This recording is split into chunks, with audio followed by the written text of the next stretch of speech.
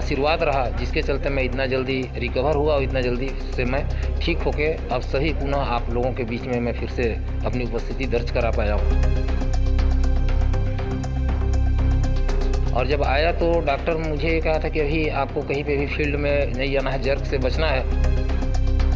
मैं 5 साल जो अपने लोगों के लिए, अपने क्षेत्र वालों के लिए जो मैं दिन रात एक करके काम किया था, और दूसरा मैं क्षेत्र में कभी भी नेता के माध्यम से आज तक मेरा रिकॉर्ड है कि मैं कभी नेता बन के अपने गांव के लोगों के बीच में नहीं गया। मैं हमेशा एक भाई भतीजा और बेटा के रिश्ता से उन लोगों के बीच में काम किया हूँ। बलरामपुर जिला पंचायत के लिए आज उपाध्यक्ष, अध्यक्ष एवं सभी सदस्यों का प्रथम सम्मेलन था।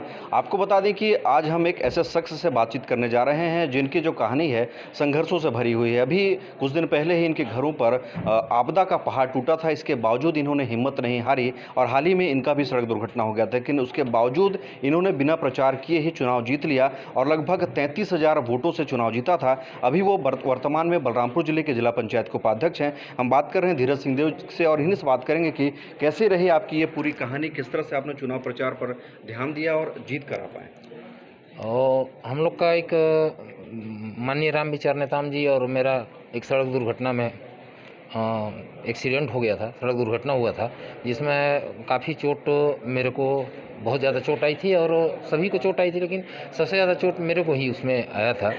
लेकिन मैं तो ये कहूँगा कि हमारे जितने भी वरिष्ठ जन हैं उनके साथ साथ हमारे गांव के सभी माताओं बहनों का, बड़े बुजुर्गों का और हमारे परिवार के सभी लोगों का बहुत आशीर्वाद रहा, जिसके चलते मैं इतना जल्दी रिकवर हुआ और इतना जल्दी से मैं ठीक होके अब सही पुनः आप लोगों के बीच में मैं फिर से अपनी उपस्थिति दर्ज करा पाया हूँ।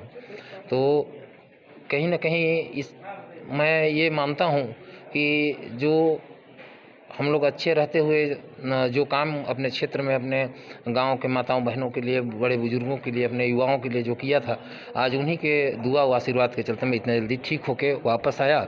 और जब आया तो डॉक्टर मुझे कहा था कि अभी आपको कहीं पे भी फील्ड में नहीं आना है, जर्क से बचना है।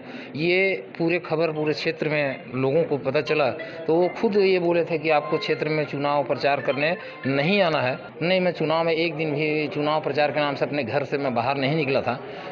पहले ही क्षेत्र के पूरे हमारे क्षेत्र के जितने भी हैं ग्रामवासी, हमारे वरिष्ठ, हमारे बड़े बुजुर्ग, हमारे माताएं बहनें, सभी का ये कहना था कि आपको घर में ही रह के आराम करना है। डॉक्टर आपको मना किया है और वो खुद मना करते थे कि मेरे को क्षेत्र में नहीं जाना। क्या उम्मीद था आपको कि जीतेंगे आप? क्योंकि कहीं ना कहीं जब आपने नामांकन भरा था तो एक उम्मीद तो रहता है कि मैं एक भी दिन प्रचार करने के लिए नहीं जा रहा हूँ, जनता कैसे मुझ पर भरोसा करेगी। मैं 5 साल जो अपने लोगों के लिए, अपने क्षेत्र वालों के लिए जो मैं दिन रात एक करके काम किया था और उससे एक तो मुझे बहुत विश्वास था और दूसरा मैं क्षेत्र में कभी भी नेता के माध्यम से आज तक मेरा रिकॉर्ड है कि मैं कभी नेता बन के अपने गांव के लोगों के बीच में नहीं गया। मैं हमेशा एक भाई भतीजा और बेटा के रिश्ता से उन लोगों के बीच में काम किया हूँ।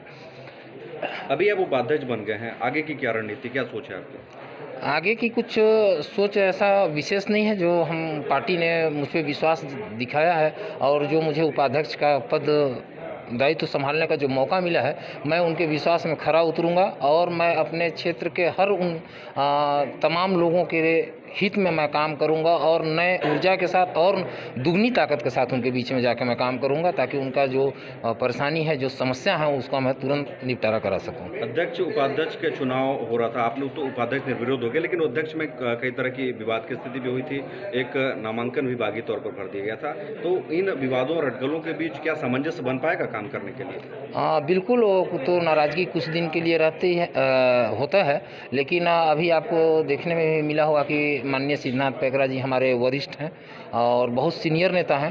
तो उनको सदस्य का जहाँ पे चेयर लगा हुआ था उससे हटा के उनको ससम्मान अपने बगल में अध्यक्ष महोदया खुद बोली कि आप हमारे वरिष्ठ हैं, पुराने बहुत वरिष्ठ भाजपा नेता हैं, इसलिए उनको हम लोग अपने बगल में ही बैठाए थे। तो ऐसा कोई बात नहीं है, वो गार्जियन है और गार्जियन तौर पे हम लोग हमेशा मॉनिटरिंग करते रहेंगे और हम लोग उनको साथ में लेकर सब जन हम लोग मिल के काम करेंगे।